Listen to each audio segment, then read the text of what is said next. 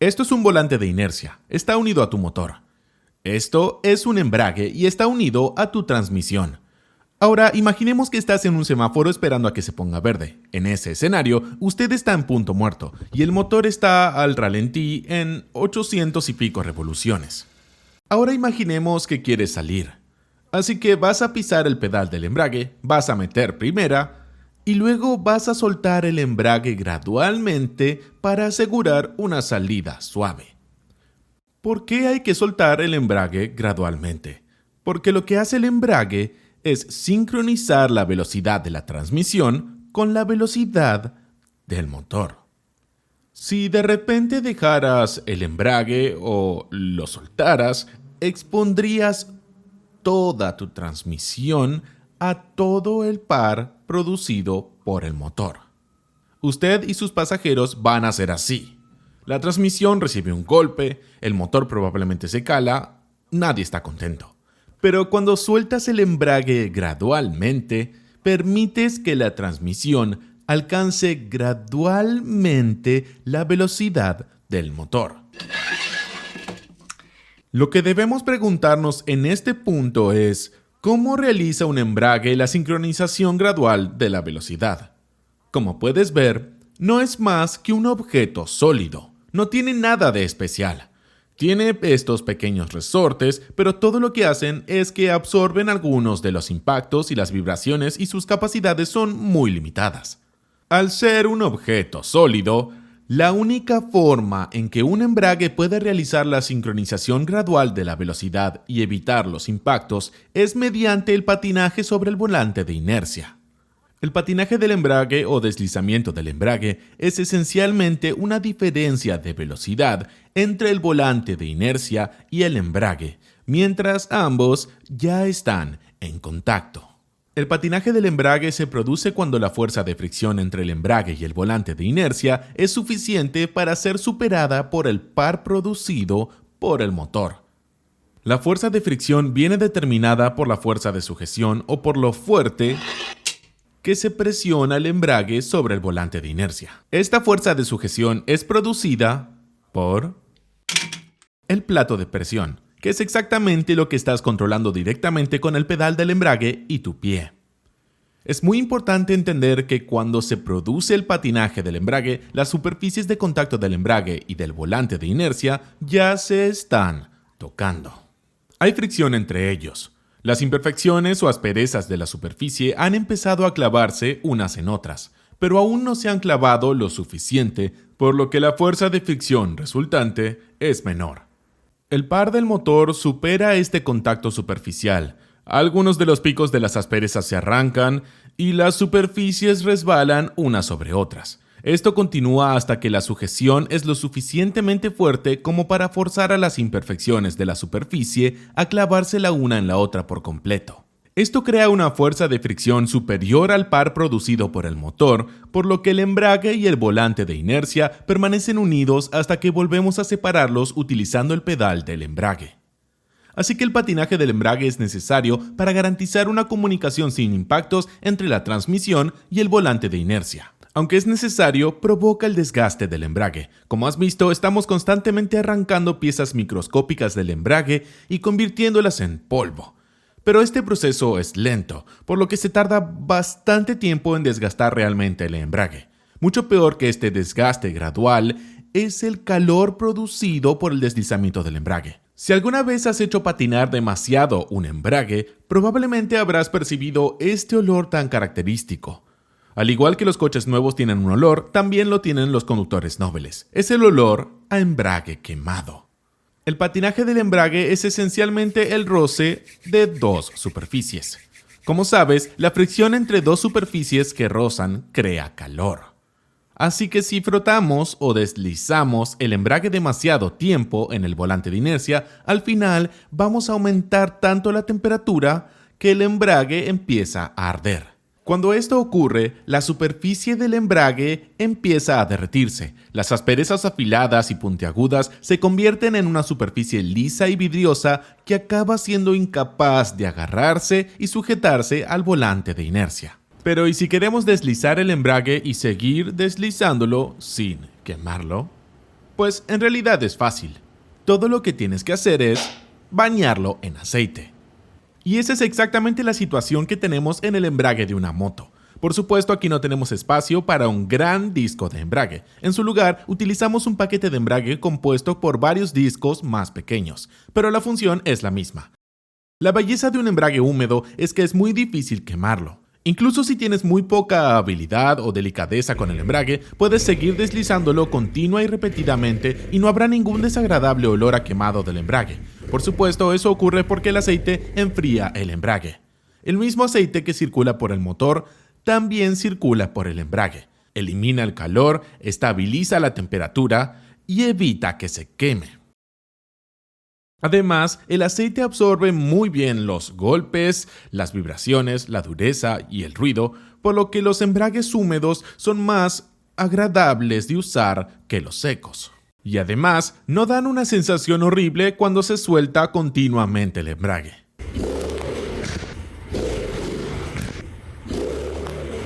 Supongamos que queremos ir un poco más allá. Digamos que queremos mantener la capacidad de patinar el embrague sin quemarlo, pero al mismo tiempo no queremos tener que hacer manualmente que el embrague patine y queremos cambios rapidísimos, de una marcha a otra en 8 milisegundos. No hay problema. Aquí entra en juego la transmisión de doble embrague o DST, o si eres de Volkswagen, la DSG o transmisión de cambio directo. Una DST es esencialmente una transmisión manual estándar, pero con 2 paquetes de embragues húmedos y 2 ejes de entrada, y tiene mecatrónica y actuadores en lugar de un pedal de embrague. Se cambia de marcha con los pedales del volante o con una palanca si se desea, y los ordenadores hacen el resto. La idea es ofrecer una experiencia de conducción similar a la de un coche manual, para permitirte tener el control directo cuando y si quieres, y combinar todo eso con toda la comodidad de una automática. Una transmisión de doble embrague puede cambiar de marcha más rápido de lo que un ser humano puede hacerlo con una manual convencional porque tiene 2 embragues. Cuando estás en una marcha, uno de los paquetes de embrague y uno de los ejes de entrada se utiliza y ese paquete de embrague que se utiliza se acopla. El otro paquete de embrague está desembragado, pero su eje de entrada ya tiene preseleccionada la siguiente marcha. Así que cuando cambias de una marcha a otra, lo único que ocurre es que un paquete de embrague se desembraga y el otro se acopla al mismo tiempo. Eso solo toma 8 milisegundos. En realidad, no hay sincronización de velocidad ni cambio de marcha cuando pasas de una marcha a la siguiente. Eso ocurre mientras ya estás en marcha sin que te des cuenta. Ok, entonces es la transmisión perfecta. Bueno, por supuesto eso es muy subjetivo, pero una transmisión de doble embrague cumple su misión. Hay un factor de diversión, pero al mismo tiempo es súper suave, muy cómoda, muy fácil de usar y puede manejar un par motor muy alto. Los únicos inconvenientes son que es más compleja, más cara y requiere más mantenimiento que una transmisión manual convencional. Y esto es porque todos los embragues tienen que patinar. Cuando patina, se desgasta. Cuando se desgasta, desprende pequeñas partículas. Estas partículas acaban circulando por el aceite. Por eso, por ejemplo, el aceite de las motos se ensucia tan rápidamente. Son las partículas del embrague, y por eso el aceite y el filtro de aceite de una transmisión de doble embrague deben cambiarse con mucha más frecuencia que el aceite de una manual convencional. Algunos fabricantes incluso le dirán que el aceite en un manual convencional no necesita cambiarse nunca. Eso es un poco discutible, pero no es el tema de este video. Lo que estoy tratando de decir es que la historia debería haber terminado aquí. Hicimos la transmisión de doble embrague. Te puede gustar o no, pero ofrece una combinación de ventajas e inconvenientes que la hace muy adecuada para un cierto porcentaje de compradores. Mi opinión es que es una opción buena e interesante para tener en el mercado. Pero aquí está el problema. Cuando los fabricantes hacen algo bueno y que se vende, siempre tienden a hacerse la siguiente pregunta. Y esa pregunta es siempre, ¿cómo hacer más dinero con esto? Así que aquí entra la transmisión de doble embrague en seco. La respuesta a esa misma pregunta. Los fabricantes te dirán que introdujeron las transmisiones de doble embrague con paquetes de embrague en seco porque son más eficientes.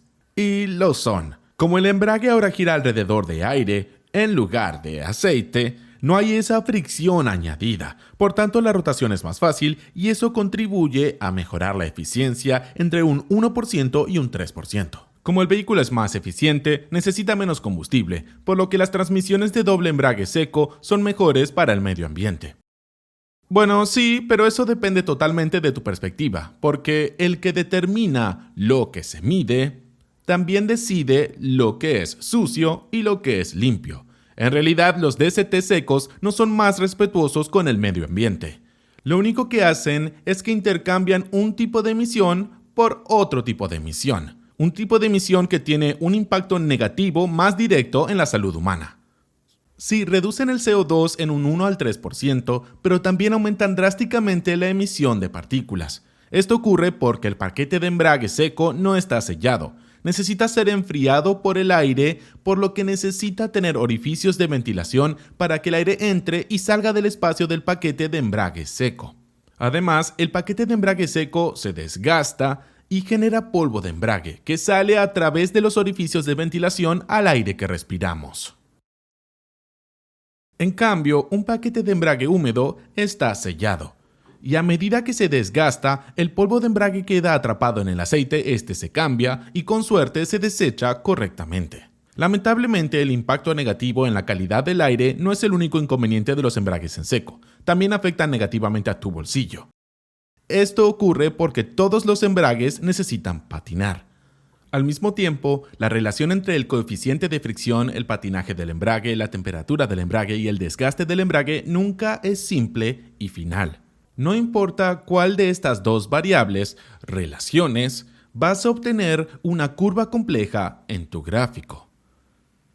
Además, el patinaje del embrague sigue siendo una de esas tareas en las que un humano es mejor que un ordenador y un software. Y eso es porque un humano tiene sus ojos, esperemos, mirando al tráfico. Pueden observar los acontecimientos a medida que suceden y reaccionar de forma preventiva para evitar molestias en la conducción y el desgaste del tren motriz. Por otro lado, un ordenador obtiene datos a través de sensores que recogen datos del vehículo. Pero para que estos recojan datos y se lo envíen al ordenador, primero debe producirse el suceso que produce esos datos. Lo que significa que un ordenador solo puede responder a sucesos después de que se hayan producido. Además, el ser humano puede adaptarse de forma natural y progresiva a un cambio en el punto de embrague a medida que éste se desgasta o a otras condiciones que influyen en él. Por otro lado, un ordenador debe reajustarse o recalibrarse a menudo cuando el desgaste u otros factores se salen de los parámetros que un ordenador puede controlar. Cuando combinamos esto con el hecho de que un paquete de embrague seco obviamente no tiene aceite en él para mantener una temperatura estable, absorber la vibración y aumentar el margen de error de patinaje del embrague, nos damos cuenta de que una transmisión DCT en seco tiene una ventaja mucho más pequeña cuando se trata de marcar la cantidad justa de patinaje del embrague para garantizar un funcionamiento suave. Por lo tanto, en el mundo real, terminamos con una transmisión que es mucho más propensa a temblores y sacudidas y es simplemente en general más dura, ruidosa y menos cómoda que su homóloga de embrague húmedo. El vendedor de un concesionario disfrutará diciéndole que ahorrará dinero con una DCT seca porque requiere cambios de aceite menos frecuentes. En realidad, a la larga le va a costar más, porque los embragues no duran tanto y la propia transmisión va a necesitar más calibraciones y reajustes frecuentes, a la vez que proporcionan menos satisfacción al usuario y una vida útil más corta en general. El único lugar donde es necesario un paquete de embrague seco es en el más alto nivel del automovilismo de dos ruedas. Aquí le quitamos el aceite para que gire más fácilmente y eso libera tal vez una fracción de un caballo de fuerza, tal vez dos, depende realmente del motor, pero aquí cada poco de potencia importa, por lo que aquí podemos justificar los inconvenientes de un paquete de embrague en seco. Pero incluso empresas como Ducati, que solían ofrecer motocicletas producidas en serie con paquetes de embrague en seco, ya no lo hacen, porque para el 99% de los compradores realmente no tiene sentido. Sí, suena cool, es esa cosa cool de los deportes de motor, pero ese es el único beneficio y no es realmente un beneficio funcional, mientras que usted consigue inconvenientes funcionales. Las DCT en seco en los coches se introdujeron en 2007. Al principio había muy pocas, pero con el paso del tiempo, cada vez más fabricantes introdujeron más modelos y ahora son una opción bastante común en el mercado automovilístico. Al principio habían unidades bastante poco fiables, pero con el paso del tiempo otras se han vuelto mejores y más fiables.